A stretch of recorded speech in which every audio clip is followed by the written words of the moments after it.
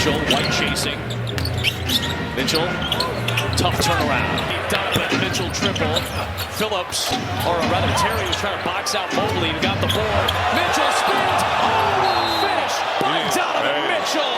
Well guys, I don't even know what more to say. The Cavs are 12-0, they're still hitting on all cylinders. Kenny Atkinson just continues to make the right decisions every single game. Donovan Mitchell completely dominated. Jerome continues to be an X factor off the bench. Everything is just going right, and it really has been so unbelievable. Darius Garland came in and really iced the game over the last 4 minutes in the fourth quarter. And just overall, the Cavs have been so dominant in the last 5 minutes of games. They have struggled a little bit in the third quarter. I would like them to fix that. I'm going to talk about that later. But again, the fourth quarters have just been incredible, and it all starts with Jerome. In this video, I'm going to recap the Cleveland Cavaliers 119-113 win over the Chicago Bulls. I'm going to talk about what went well, what they can improve on, and so much more. But before I begin, I would really appreciate it if you would drop a like and subscribe, because that really helps the algorithm push this video out to more Cavs fans. And also, we are on the road to 40,000 subscribers, and I believe we can get there super fast with your continued support. So yeah, what a game it was, what a win it was. This was another one of those games where the third quarter was a complete struggle, and it looked like things were starting to get away from the Cavs. But then Jerome and the bench came in, and they just completely steadied the ship and got the Cavs back on track for the starters to close it out. Looking at some of the numbers, Donovan Mitchell played 34 minutes. He had 36 points, 8 rebounds, 2 assists, 4 big steals, and he was 12 of 26 from the field, 7 of 16 from behind the arc, and he was +7. So definitely probably his best game of the year so far. And then Garland had 17 points. He only played 29 minutes, but again, he was in the closing lineup, and he was a big part of securing the win. And he also had 4 steals. So Donovan and Garland combined for 4 steals. They were stepping up in passing lanes, they were really reading offenses, they were pesky all game long. And when they can be like that defensively, the Cavs are going to win almost every time. And on top of that, the two of them combined throughout the entire contest only had 1 turnover. That is incredible. The Cavs have really been taking care of the ball, large part to Kenny Atkinson and his emphasis on ball security. Me, as well as so many other Cavs fans, are really starting to fall in love with the way Kenny Atkinson coaches this team. He has a great feel for calling timeouts, he knows when the momentum is starting to switch up, and also he is not afraid to bench anyone at any point in the game. Jarrett Allen over the last 2 contests has really been struggling,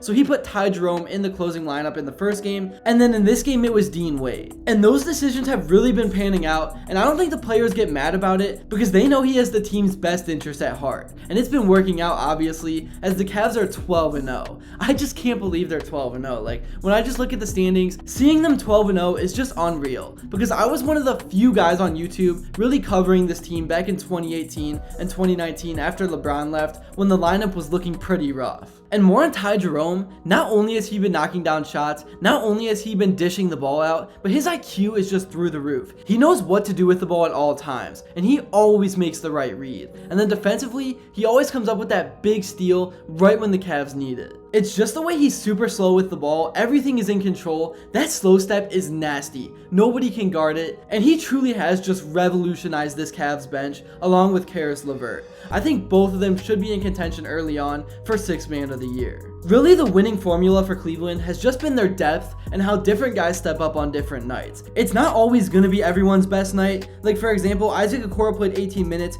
he only had 3 points and was -11, but other guys stepped up, like Niang, who had 12 points off the bench and was +15 on 50% shooting. So he was very efficient, and also I really liked how he played in the paint, grabbing 5 rebounds. He's becoming more and more of an enforcer every single game. I know sometimes he takes dumb shots, he's not perfect, he's a little bit older, but he's been great for what he's being asked to do. And then Dean Wade, he only had 3 points, but he grabbed 4 rebounds and had 2 assists, as well as 2 big blocks in the fourth quarter. He was one of the X factors in that closing 5 minutes. And then for the bad performances, Sam Merrill was in there for 18 minutes, he was 0 for 5, but that's gonna happen. Next game, he's probably gonna come in off the bench and knock down 3 big threes. And that is why it's so important that guys are stepping up for one another. Because when somebody has a bad night, they really are gonna bounce back, and they're gonna play well the next game. Evan Mobley had another double-double. He had 15 points, 11 rebounds, and 2 assists. He was 6 of 10 from the field and was plus 11 in terms of plus minus. I thought he was aggressive in this one. Obviously, he could have took a few more shots, but he was letting other guys have the spotlight.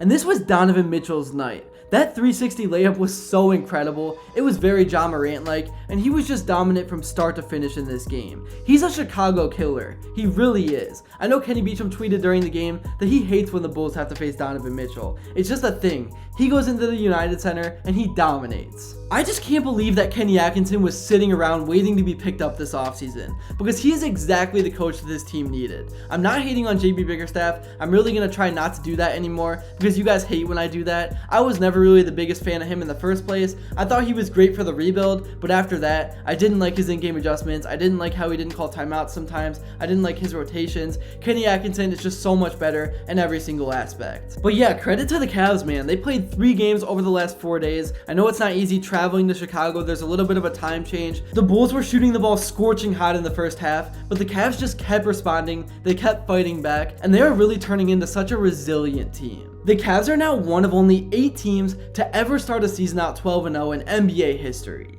Here's what some of the guys had to say after this contest in their post-game interviews.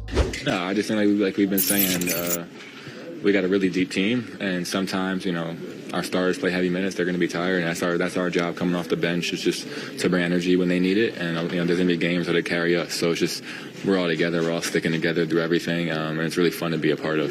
So when you come into a locker room and get to say that you're undefeated, 12-0, after you've had to work so hard to get these wins, like what's the sense? What's the feel? It's great because we're finding ways to win, and most importantly, we're sticking together when stuff doesn't go right. They go on a little run, nobody's pointing fingers.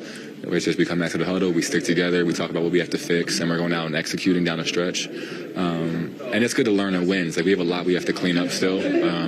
Obviously, 12-0 was great. 12-0 wasn't the end goal, you know what I mean? So, we got a lot to clean up still, but it's really great to learn and wins. Obviously, it feels much better than learning from a loss, you know what I mean? So, and we were struggling to get stops, and luckily when our group went in, our main thing was just get stops, get out in transition. That's the easiest way to score against that team is to get stops and run in transition. I think we did a great job. And I think in the second half we had to flip it. We had to try some different things. It was one of those, we had to throw everything at the wall. We played 2-3 zone. We played, we switched everything. We really tried to give them some different looks because they're really fast. They spread you out with the 5-out stuff. And then Serena, our bench, was phenomenal. I mean, just phenomenal. And not only they're plus 20, whatever all those got, but it was more, it gave our starters, rest time. And then when DG and Don came back in, they were rested and could produce. So what a heck of a team win. That's really all I got for this one. Let me know in the comments below what you thought about this game and what you think the Cavs can improve on moving forward, because not everything has been perfect. Obviously 12-0 is incredible, but there still are areas that they can work on. Thank you all so much if you made it to this point. Make sure to drop a like and subscribe if you haven't yet, and until next time, I will see you all later.